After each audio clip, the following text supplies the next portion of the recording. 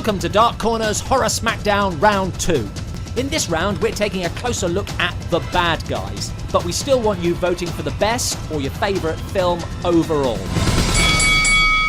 Match 39, Rosemary's Baby versus Phantom of the Opera. Hello, Rosemary. Welcome to the brand. From Rosemary's point of view, the neighbours in her new apartment building are little more than annoying, lonely and nosy. That's nice. What is that? That's the TV room? Just about tolerable for her and her husband as they start their new life.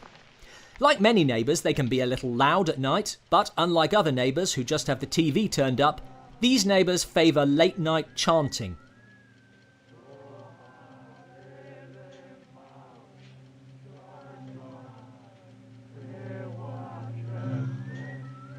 Behind the smiles, friendly banter and generosity lies something far more insidious. The building is not without its dark past. It's where the Trench sisters conducted their little dietary experiments. They cooked and ate several young children, including a niece. Oh, lovely. And recent events are just as disturbing. Get back, will you, please? Jesus. Get back. You know her. From the outset, Rosemary is ready to be a mother, and as a newly married woman in a new apartment, people are not shy to question her and offer their advice on the matter. Up to this point, the film is enjoyable as a slice-of-life drama, until Rosemary eats a dessert prepared by her neighbour and passes out. Hey. But we don't know how wrong until she wakes into a nightmarish dream world, surrounded by naked devil worshippers as she is raped by Satan himself. This is no dream. This is really happening. Rosemary's troubled pregnancy is overseen by her ever-so-helpful neighbours. They find her the best doctor. I don't let you go to no Dr. Hill nobody ever heard of. The best is what you're going to have, young lady. Where's your telephone? Make her drinks to help with the baby's development. What's in it? Snips and snails and puppies' dogs' tails. And question every decision she makes. Drink your drink, huh? I'd rather not. Not right this minute. I'll drink it in a little while. Well, don't do to let it stand. No, I won't wait too long. Horror films work best when they are tied to our primal fears. In Rosemary's Baby, we understand her fear that something is wrong with her child. It hurts so much. I'm so afraid the baby's gonna die. That people are trying to take her baby away. There are plots against people, aren't there? Yes, I suppose there are. Well, there's one against me and my baby. In fighting for what she feels is best for her baby, everyone, her friends, her doctors, even her husband, become the enemy. Row! Row! Oh, row, baby. Row! Row! Ultimately, the truth is far worse.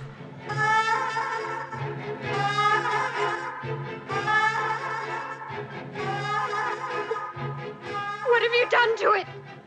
Having given birth to a monster, Rosemary is left to decide what her role is. Get away from here. Roman. You're rocking him too fast. Despite the horror, her primal maternal instincts are too strong. Trying to get me to be his mother. Aren't you his mother? And she accepts the role as mother to the son of Satan.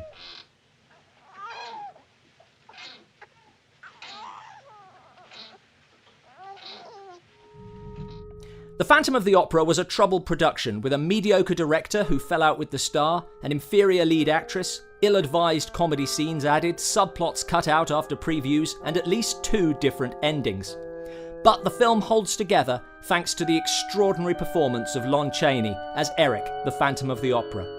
Eric may be a Devil's Island escapee and criminally insane, but he is sympathetic, as his psychosis is a product of how he has been treated owing to his extreme ugliness. Although Christine knows who he is and what he has done, she is not frightened of the Phantom until she sees his face, revealed in one of the most famous shots in cinema history.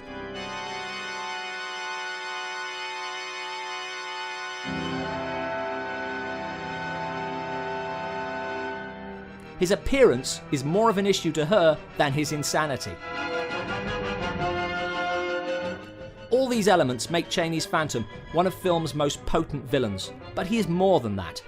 We meet the Phantom half an hour in, and it's a further 15 minutes before the unmasking, and yet he is always a presence via the Opera House itself, rising above medieval torture chambers, hidden dungeons long forgotten.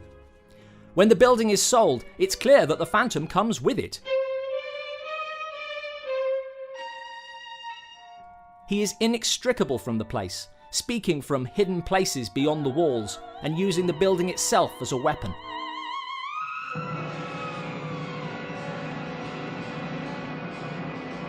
On the roof, he seems a gargoyle come to life. And at the masked ball, he declares, "Beneath your dancing feet are the tombs of tortured men.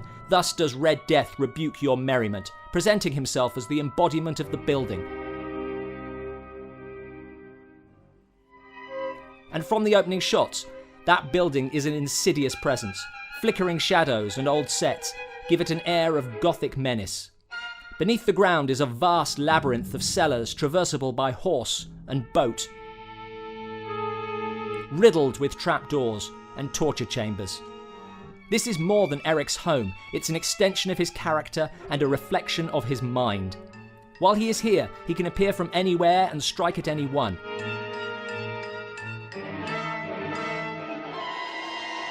But when the Phantom is forced to flee the Opera House, he loses Christine, his carriage, and his life in quick succession.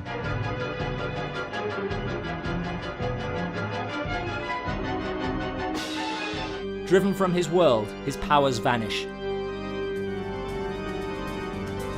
Let us know your thoughts on these bad guys, and don't forget to vote on the horror film you want to see move into the next round.